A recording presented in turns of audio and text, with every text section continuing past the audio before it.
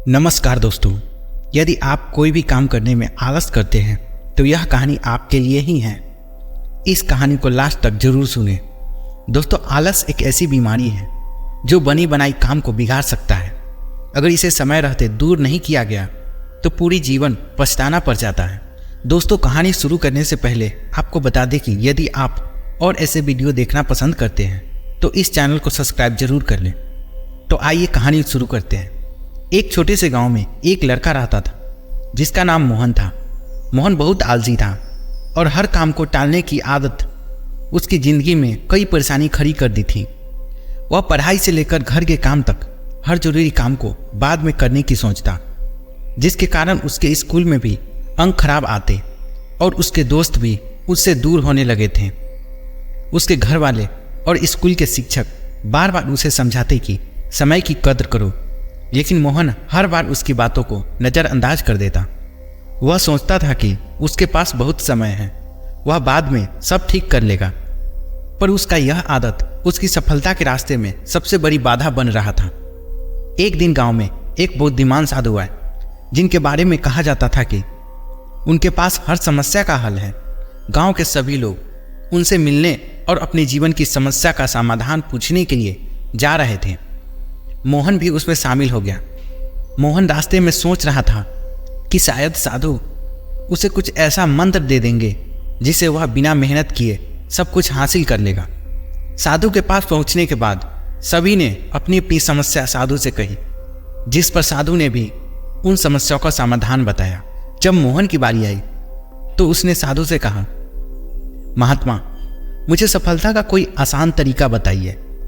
मैं पढ़ाई और काम में पीछे रह गया हूं, लेकिन मैं चाहता हूं कि मेरे सारे काम जल्दी हो।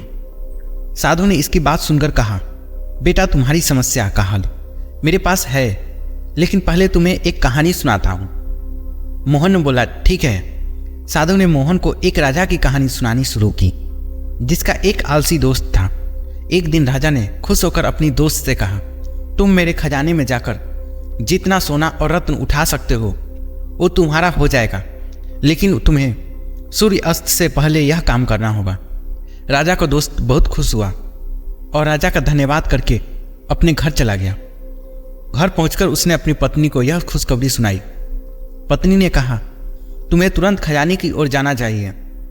लेकिन वह आलसी आदमी आराम से बैठ गया और सोचने लगा कि उसके पास पूरा दिन है। पहले उसे आराम से खाना खाया, फिर थोड़ी देर सोने का मन बनाया। जैसे जैसे समय बीतता गया, वह आलसी आदमी खजाने की ओर जाने के बजाय आराम करता रहा।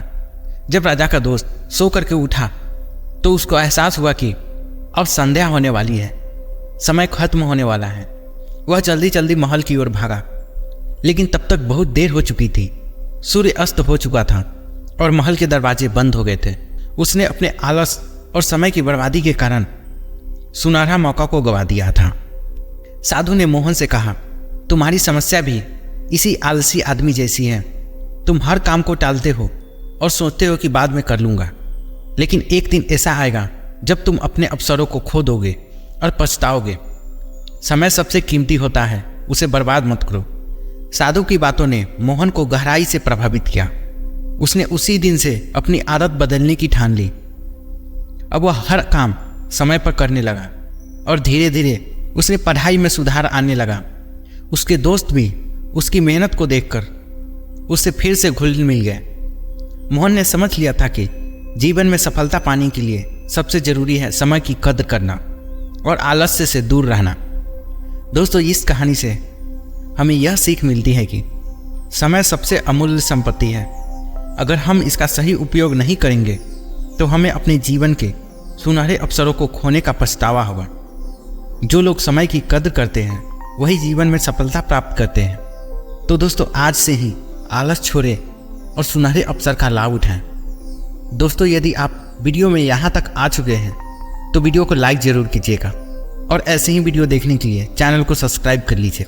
मिलते हैं फिर से अगले वीडियो में। जय हिंद।